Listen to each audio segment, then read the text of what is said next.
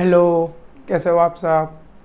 तो आज हम आ चुके हैं लेक्चर नंबर 9 लेके, और मेरे ख्याल से आपने VSCPR पूरा अच्छे से आपने कर लिया होगा। ठीक है, आज हमने जो एक दो टॉपिक बचे थे वो उठाते और थोड़ा हम आगे चलेंगे अभी किसकी तरफ, वैलेंस बॉन्ड थियरी की तरफ। आपको याद हो तो मैंने लास्ट टाइम में बोला था कि अमोनिया का और वाटर का कुछ तो होता है ज्योमेट्री की। अगर हम बात करें कि अमोनिया और वाटर की ज्योमेट्री कैसे होती है, इसको कहते हैं अमोनिया और इसको कहते हैं वाटर, या वाटर मॉलिक्यूल भी आप कह सकते हो। ठीक है, होता क्या है ना कि अमोनिया को हमने ऑलरेडी बहुत बार डिस्कस कर चुके हैं। तो अमोनिया में ना कुछ ऐसी चीज़ होती है कि जैसे उसके पास होते हैं आउटर मोस्ट शेल में कितने 5 इलेक्ट्रॉन। ठीक है, और उसमें से वो कितना बॉन्ड बनाता है, उसमें से वो 3 बॉन्ड बना चुका है। तो अमोनिया का अगर मैं स्ट्रक्चर बनाऊं तो 3 बॉन्ड तो बना चुका है कुछ इस प्रकार से, और 2 इलेक्ट्रॉन उसके पास बचते हैं। तो 2 इलेक्ट्रॉन को हम यहाँ पे दिखा देते हैं इस हिसाब से। ये होता है लोन पेयर दिखाने का तरीका। बहुत बार मैंने ऑलरेडी दिखाया है, लेकिन आप फिर से एक बार देख लीजिए। अब अमोनिया में होना तो चाहिए था एंगल हर एक, ये कौन सा शेप है आप देख सकते हो, ये है AB3 या AB4 वाला, जिसमें एक लोन पेयर भी है AB3L। तो ये कौन सा आता है, ये आता है टेट्राहेड्रल स्ट्रक्चर। याद आ रहा है कुछ आपको? हाँ, तो इसमें एंगल हर एक कितना होना चाहिए था, ये हर एक एंगल होना चाहिए था 109 डिग्री 28 मिनट्स, 109 डिग्री 28 मिनट्स। लेकिन इनमें 2 प्रकार के रिपल्शन पाए जाते हैं। 2 प्रकार के रिपल्शन पता है आपको कौन से? ज़रा सा एक सेकेंड है, शायद मेरा लेंस गंदा है। 2 प्रकार, मतलब इसमें 2 प्रकार के रिपल्शन पाए जाते हैं। सबसे पहला जो रिपल्शन मिलता है वो रिपल्शन मिलता है लोन पेयर बॉन्ड पेयर की वजह से, और जो दूसरा रिपल्शन मिलता है वो मिलता है बॉन्ड पेयर की वजह से। तो मैंने आपको ये एग्जांपल से समझाया था कि भाई बहन वाला एग्जांपल। तो इसमें ये बॉन्ड पेयर क्या है, ये दोनों बहनें हैं। इन दोनों में रिपल्शन होता है लेकिन उतना ज़्यादा नहीं होता। लेकिन इनसे ज़्यादा रिपल्शन किस में होता है, लोन पेयर और बॉन्ड पेयर, यानी भाई और बहन में। अब सबसे ज़्यादा रिपल्शन किस में होता है, 2 भाइयों में। ठीक है, तो हिसाब से पूरा का पूरा ये चलता है।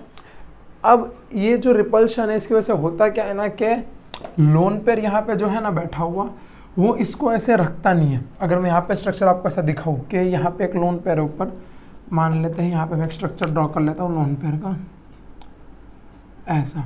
ठीक है, और आप ये मेरे 2 हाथों को क्या मान लो कि वो है ये वाले और ये वाले बॉन्ड। तो ये कुछ इस प्रकार से होना चाहिए था, राइट।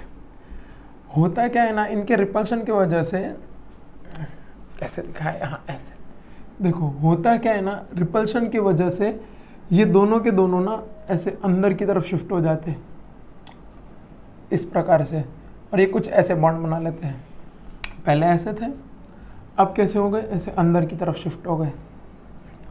क्यों हो गए? बिकॉज इसके और बॉन्ड के बीच में क्या हो रहा है, रिपल्शन हो रहा है। तो अगर ये स्ट्रक्चर को हम वापस देखें तो ये कुछ इस प्रकार से आ जाता है। यहाँ पे नाइट्रोजन और ये हाइड्रोजन, हाइड्रोजन, हाइड्रोजन। देखो इन सब के बीच में भी रिपल्शन होता है, लेकिन होता क्या है ना कि आप देख सकते हो ये वाला जो हाइड्रोजन होता है कुछ इस प्रकार से होता है, ये नीचे कुछ इस प्रकार से बना के बैठता है,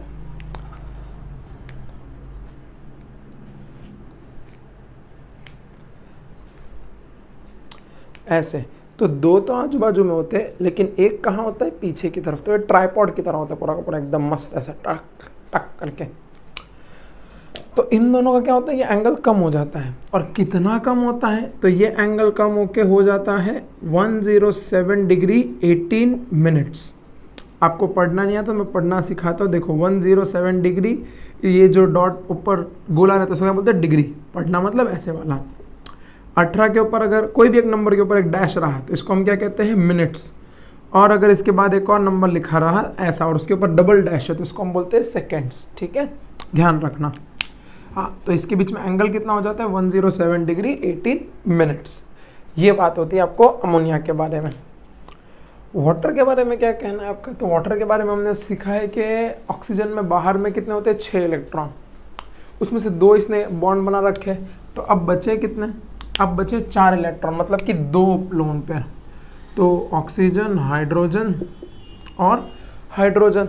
अब ये जो स्ट्रक्चर है ये कुछ इस प्रकार से होता है एक्चुअल में, ये स्ट्रक्चर कुछ ऐसा होता है, होना चाहिए था ऐसा। क्या होना चाहिए था इस हिसाब से, लेकिन इनके पास क्या रहते हैं, लोन पेयर।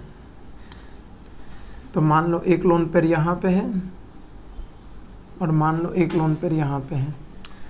अब भाई साहब लोन पेयर में इतना भयंकर रिपल्शन होता है, भाई भाई वाला केस है ये, कि इनमें हो क्या जाता है कि बहुत दूर जाना चाहते हैं।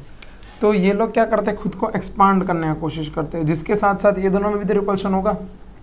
आप देख सकते हैं यहाँ पे 2 प्रकार के रिपल्शन कौन से हैं, एक है लोन पेयर वाला और एक है लोन पेयर बॉन्ड पेयर वाला।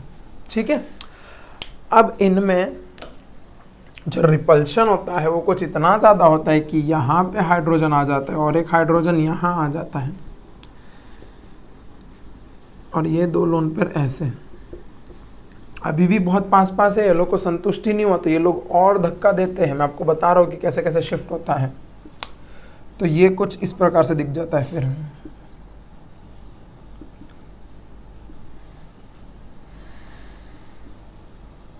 इस हिसाब से ये पूरा का पूरा स्ट्रक्चर ऐसा दिखाई देता है। ठीक है, और इनके बीच का एंगल कितना होता है, इनके बीच का एंगल होता है 104 डिग्री 35 मिनट्स। 104 degree 35 minutes. क्यों होता है ऐसा, because of this 2 repulsions, lone pair and lone pair bond pair. इनकी वजह से, ड्यू टू विच, इनकी वजह से क्या होता है, the bond shift towards the inverts, shift inverts,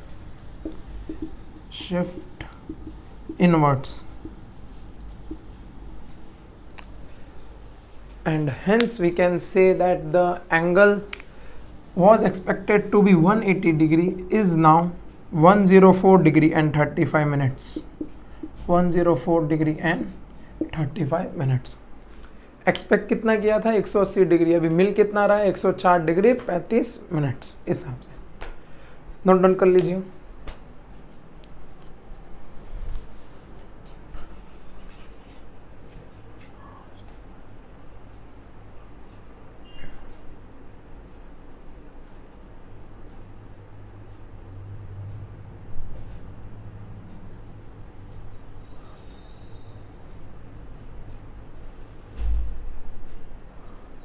कर लिया नोट डाउन, चलिए।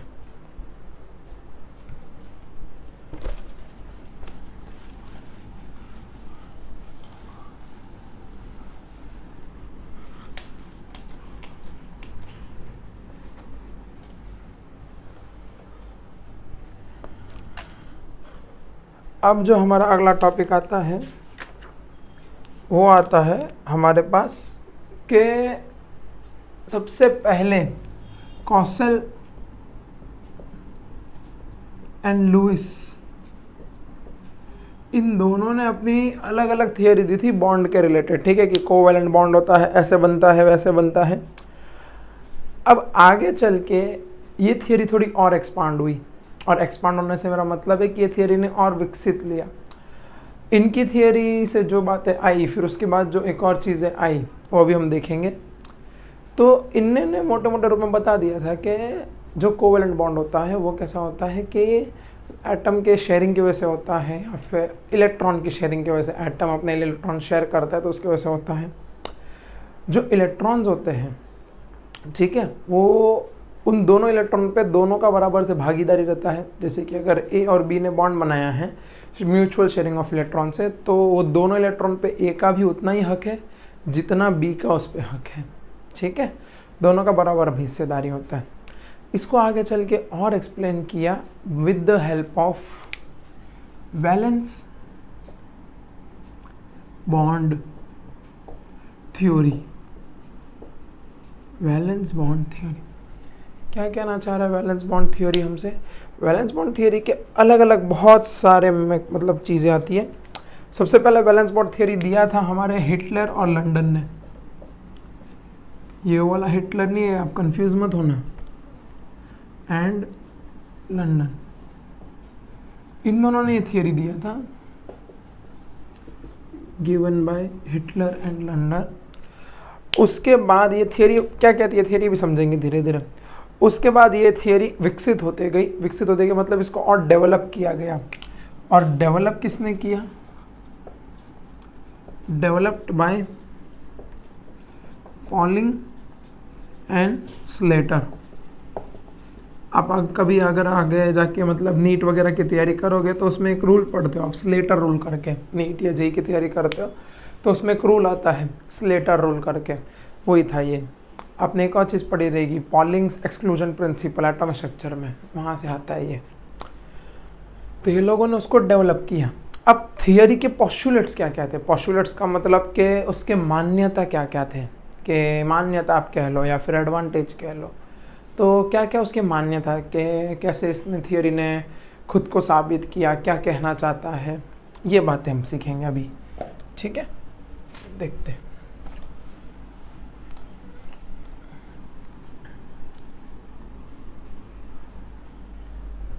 इस चैप्टर के भी है मेरे पास 1 पेज नोट्स, हो सकेगा तो जब ये लेक्चर पूरा होगा या फिर जब ये चैप्टर खत्म होगा तब लिखवा दूंगा। Postulates of valence bond theory, इसको हम VBT के रूप से भी जानते हैं। तो कहीं पे भी आपको अगर ये वर्ड सुनाई दे, आपके कॉलेज में चल रहा हो, तो आप समझ जाना किसकी बात हो रही है, वैलेंस बॉन्ड थ्योरी के बारे में।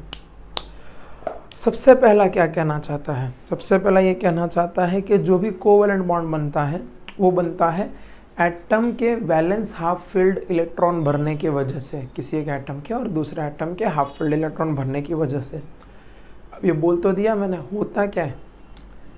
तो आप देख सकते हो कि वैलेंस का मतलब आपको हमने बता चुका है, सबसे बाहर वाला शेल। तो उसको अगर हम ऐसे डिब्बे से दिखाएं तो हाफ फील्ड का मतलब क्या होता है? मान लो इस एक डिब्बे में 2 इलेक्ट्रॉन रह सकते हैं, तो कितने होने चाहिए? 1 इलेक्ट्रॉन। हाफ फील्ड का मतलब क्या होता है? जितने हैं उसके आधे कर दो, जितने इलेक्ट्रॉन्स हैं उसके आधे कर दो। तो मान लो इस डिब्बे में 2 इलेक्ट्रॉन रह सकते हैं, तो मैंने कितना कर दिया? 1। और ये हो गया फर्स्ट एटम। और जो सेकेंड एटम आता है, मान लो उसका भी कैसा करना है हमें? Half field. ठीक है, तो ये हो गया सेकेंड एटम। तो जो भी कोवैलेंट बॉन्ड बनता है, कोवैलेंट बॉन्ड क्या मतलब होता है कि mutual sharing of electron, 2 electrons आपस में शेयर होते हैं। तो जो भी कोवैलेंट बॉन्ड बनता है, फर्स्ट एटम के वैलेंस शेल के हाफ फील्ड इलेक्ट्रॉन्स और सेकेंड एटम के वैलेंस शेल के half field electrons, first atom के वैलेंस शेल के हाफ फील्ड इलेक्ट्रॉन्स और सेकेंड एटम के वैलेंस शेल के हाफ फील्ड इलेक्ट्रॉन्स, इन दोनों की वजह से जो बॉन्ड बनता है उसी को हम कहते हैं क्या? Covalent bond. आप देख सकते हैं यहाँ पे इन दोनों के बीच में भी क्या बन जाएगा? बॉन्ड बन जाएगा इस प्रकार से। अब इस बॉन्ड में अगर आप देखो ध्यान से, तो इस बॉन्ड में 1 इलेक्ट्रॉन इस वाले का है, 1 इलेक्ट्रॉन इस वाले का है। और यही तो हमने कोवैलेंट में पढ़ा था कि कोवैलेंट होता क्या है कि म्यूचुअल शेयरिंग ऑफ इलेक्ट्रॉन, जिसमें 1 इलेक्ट्रॉन तुम्हारा होगा, 1 हमारा होगा, और हम क्या बनाएंगे? कोवैलेंट बॉन्ड बनाएंगे।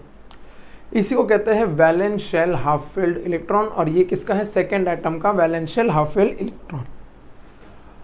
अब अगली पॉइंट ये हमसे ये कहता है कि दोनों इलेक्ट्रॉन का अपने एटम स्ट्रक्चर में कुछ पढ़ा रहेगा स्पिन वगैरह के बारे में।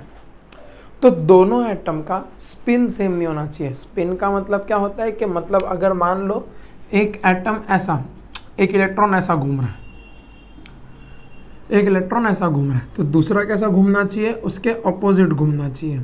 ठीक है, कैसे घूमेगा? ऐसे, फिर ऐसे, इस प्रकार से।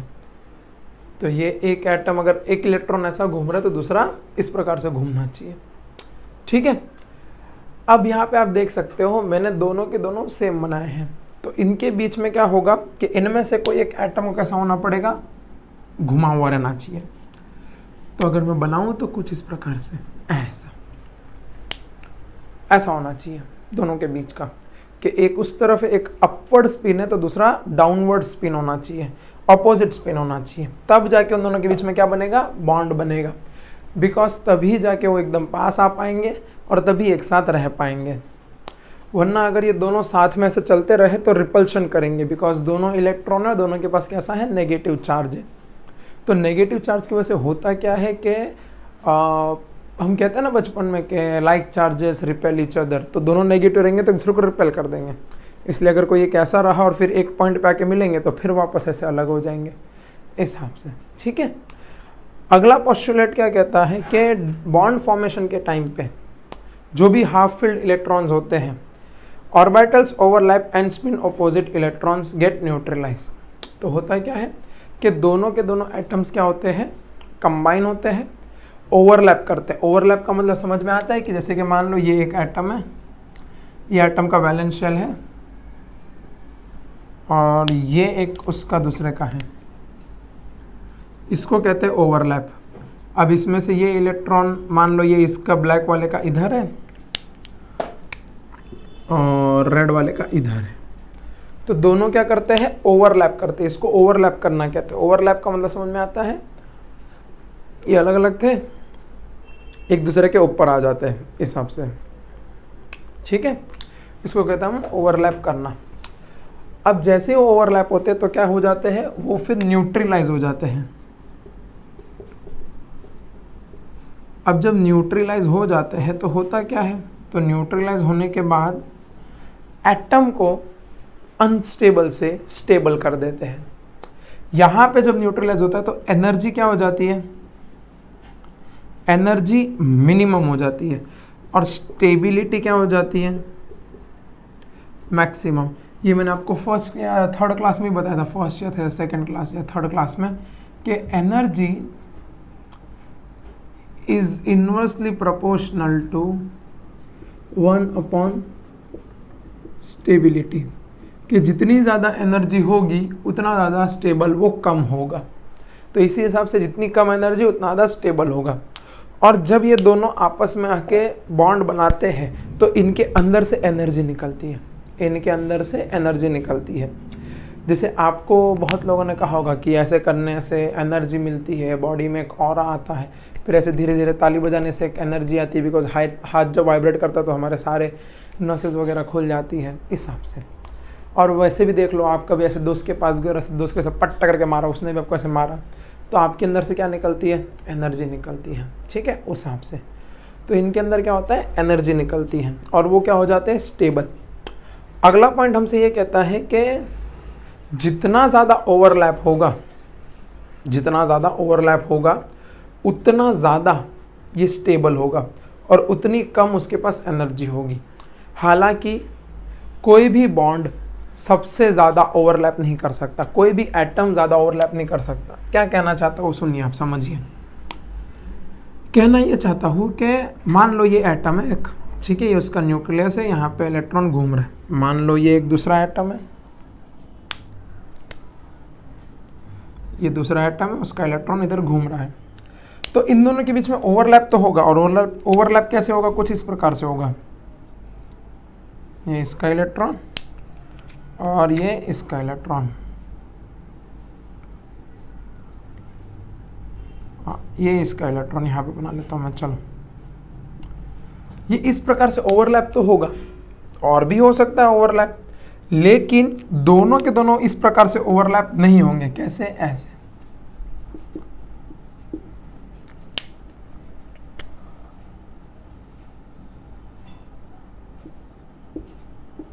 कुछ दिखा, समझे आप दोनों में फर्क। इसमें जो ओवरलैप था, मान लो ये दो एटम्स है, तो इसमें जो ओवरलैप था इस प्रकार से है नीचे वाले में, लेकिन ऊपर वाले में आप देख सकते हो मैंने ऐसा पूरा कंप्लीट ओवरलैप कर दिया है इस हिसाब से। तो ये वाला पॉसिबल ही नहीं हो सकता। क्यों नहीं हो सकता, बिकॉज जब ये एक दोनों के दूसरे ओवरलैप कर जाएंगे तो भाई साहब इलेक्ट्रॉन और न्यूक्लियस एक दूसरे को रिपेल करना चालू कर देंगे। तो ओवरलैप कितना हो सकता है, इतना इतना इतना इतना इतना इतना, एक पर्टिकुलर डिस्टेंस पे आके वो रुक जाएंगे जहां पे ये दोनों एक दूसरे को रिपेल ना करें। अब जैसे ही इसके और अंदर जाएंगे, ध्यान से देखना है, ऐसे टडंग अंदर जाना है, टडंग बाहर भेज दे रहा है, जा रहा डंग, जा रहा डंग। क्यों हो रहा है? बिकॉज ये दोनों एक दूसरे को क्या कर रहे हैं? रिपेल कर रहे हैं। तो ये नहीं होना चाहिए। तो वो कब तक जाते रहेंगे? जब तक टडंग, हाँ, ऐसे रिपेल ना करे खुद को। एक पॉइंट आएगा जहाँ पे दोनों के दोनों क्या हो जाएंगे? एक दूसरे को बैलेंस कर लेंगे। बैलेंस करने का समझ में आता है? ये वाला इसको नहीं धक्का मारेगा और ये वाला इसको धक्का नहीं मारेगा, तो एक दूसरे को क्या कर लेंगे? बैलेंस। लेकिन अगर आपने ऐसा मस्त मुंह मार के ऐसे इसको अंदर भेजा तो क्या हो जाएगा कि ये वापस बाहर आ जाएंगे उसी पोजीशन पे, ऐसे होते रहेगा। फिर एक टाइम आएगा जब ये रुक जाएंगे और रुकने के बाद स्टेबल हो जाएंगे। ठीक है, इसी को कहते हैं हम ओवरलैप करना। जितना ज़्यादा ओवरलैप होगा उतना ज़्यादा बॉन्ड स्ट्रांग होगा। अगला क्या पॉइंट कहता है? अगला पॉइंट ये कहता है कि भाई साहब तुम तो कब से एक इलेक्ट्रॉन की बात कर रहे हो, हम तो डबल बॉन्ड ट्रिपल बॉन्ड भी पढ़ के आए हैं। तो जितने ज़्यादा अनपेयर्ड इलेक्ट्रॉन होंगे किसमें? वैलेंस शेल में, उतने ज़्यादा क्या बनेंगे? तुम्हारे बॉन्ड्स बनेंगे। अब यहाँ पे अगर एक डिब्बे की जगह मैं बोलूँ 2 डिब्बे होते हैं जिसके अंदर एक ऐसा इलेक्ट्रॉन है और एक ऐसा इलेक्ट्रॉन है, और मान लो ये दूसरा डिब्बा होता जिसके अंदर भी 2 इलेक्ट्रॉन हैं, तो क्या होता? इन दोनों में भी ओवरलैप होता। अब इन दोनों में मान लो कुछ इस प्रकार से ओवरलैप हो जाता, तो इन दोनों में ऐसा यहाँ पे नीचे आ जाता।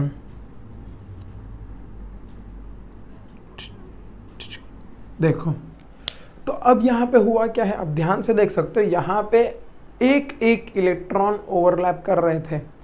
तो कौन सा बॉन्ड बन रहा था? सिर्फ एक बॉन्ड बन रहा था।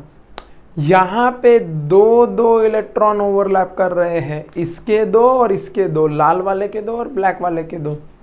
तो इसीलिए यहाँ पे जो बॉन्ड बन रहा है वो भी कैसा है? डबल बॉन्ड है। कैसा है? Double bond. अब यहीं पे अगर 3 होता तो ट्रिपल बॉन्ड होता।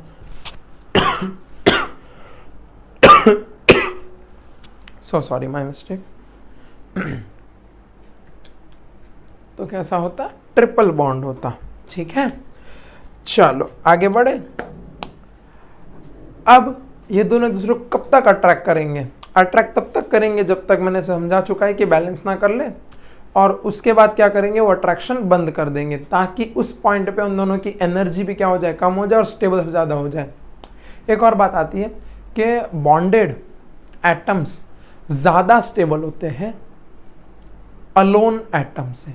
क्या कहना चाहता हूँ? Bonded atoms are more stable than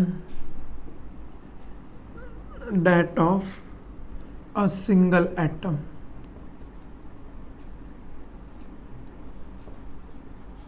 bonded atoms जो होते हैं, बॉन्ड मतलब जो बॉन्ड बना के बैठे हैं, वो ज़्यादा स्टेबल होते हैं, बिकॉज उसके अंदर सारी एनर्जी क्या हो जाती है? निकल जाती है। किसके मुताबिक? सिंगल एटम के, जो अकेलौता एटम होता है उसके मुताबिक बॉन्डेड वाला क्या होता है? ज़्यादा स्टेबल होता है। अगला पॉइंट हमसे ये कहना है कि इलेक्ट्रॉन विच आर पेयर्ड, ठीक है, स्टेटमेंट है आपके टेक्स्ट बुक। आप ये एग्जाम में मैंने आपको 4-5 पॉइंट बताए और आप लिख के आओगे, आपको मार्क्स मिल जाएंगे। उसके बाद तो ये एक्स्ट्रा भी है। Electrons which are paired in the valence shell cannot participate in the bond formation. However in an atom if one or more vacant orbital is present, this electron can unpaired and participate in the formation provided the energies of filled and vacant orbitals differ slightly with each other. कुछ समझ में नहीं आया ना? तो क्या कहना चाहता है ये कहना चाहता है कि जो भी इलेक्ट्रॉन्स ऑलरेडी बॉन्ड बना के बैठा है या पेयर्ड हो चुका है, ये लोग बॉन्ड फॉर्मेशन में या दूसरा जो बॉन्ड फॉर्मेशन होगा उसमें पार्टिसिपेट नहीं कर सकते। लेकिन अगर उस एटम के पास एक और ऐसा खाली डब्बा रहा जिसमें कोई इलेक्ट्रॉन नहीं था, तो ये इलेक्ट्रॉन यहाँ से उठ के इधर आ सकते हैं अगर उनको एनर्जी दी गई तो, provided with the energy to be specific, provided with the specific energy. Specific energy क्यों कह रहा हूँ? स्पेसिफिक एनर्जी का मतलब क्या होता है कि उतनी एनर्जी दोगे जितना ये तुम्हारा यहाँ पे आके कूद के बैठ जाएगा। ये वैकेंट होता है। वैकेंट का मतलब क्या होता है, जैसे कि आपने सुना है कंपनी में वैकेंसी है, या मेरे क्लासेस में वैकेंसी है, या मेरे कॉलेज में वैकेंसी है। तो वैकेंसी का मतलब क्या होता है, ऐसी जगह जहाँ पे पहले कोई था अब वहाँ पे खालीपन है। ऐसी जगह जहाँ पे पहले कोई था लेकिन अब वहाँ पे क्या है, वो खालीपन है, वहाँ पे अब कोई नहीं है। तो ऐसे को हम लोग क्या कहते हैं, वैकेंसी। और इसी को हम क्या कहते हैं, वैकेंट ऑर्बिटल। वैकेंट ऑर्बिटल, ये कहना चाहता हूँ पॉइंट। तो इस वाले में ये वाले इलेक्ट्रॉन्स आ सकते हैं अगर उनको एनर्जी दी गई तो, और उनका मन करेगा तो ही वो क्या बनाएंगे, बॉन्ड बनाएंगे। अगला जो लास्ट पॉइंट बचता है हमसे क्या कहता है कि during bond formation the s orbital which is spherical. हाँ, ये इंपॉर्टेंट, ये पॉइंट इंपॉर्टेंट आ जाता है कि हमारा जो, मिटा दूँ, कहाँ मिटाऊँ, यहाँ।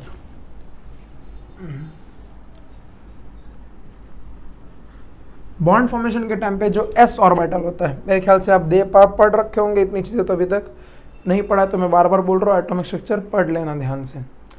हाँ, तो 4 प्रकार के हमारे पास ऑर्बिटल्स आते हैं, s, p, d और f।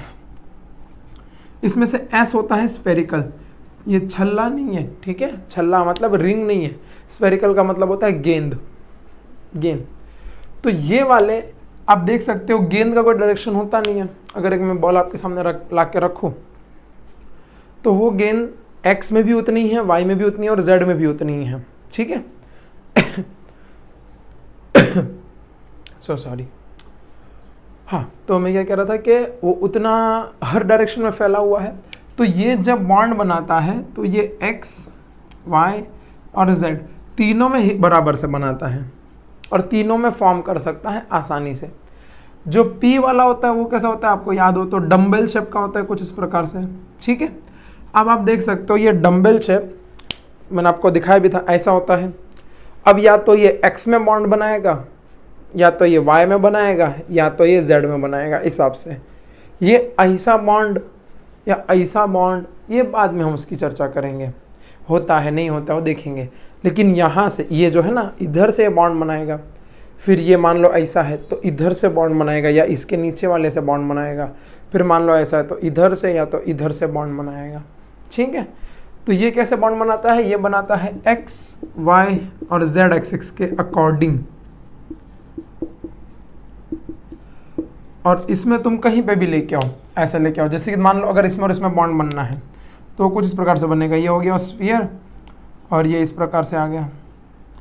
अब मान लो ये कुछ इस प्रकार से आ गया, मतलब मैं अलग अलग डायरेक्शन दिखा रहा हूँ। ये कौन सा डायरेक्शन है, ये x। फिर मान लो कुछ इस प्रकार से बॉन्ड बन गया। ये कौन सा है, ये है y। और फिर मान लो कुछ इस प्रकार से बॉन्ड बन गया।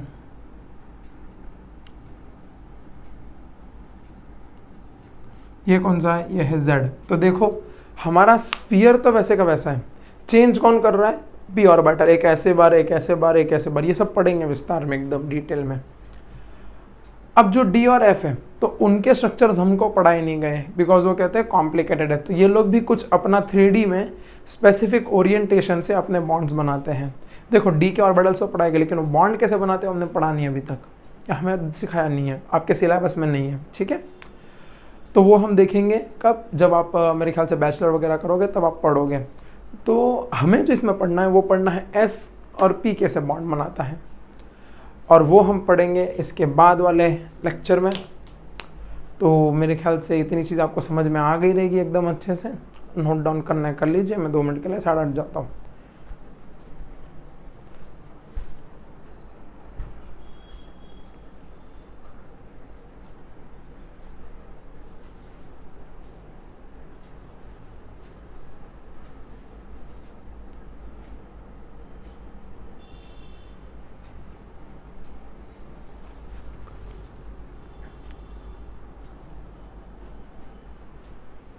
हो गया, चलिए।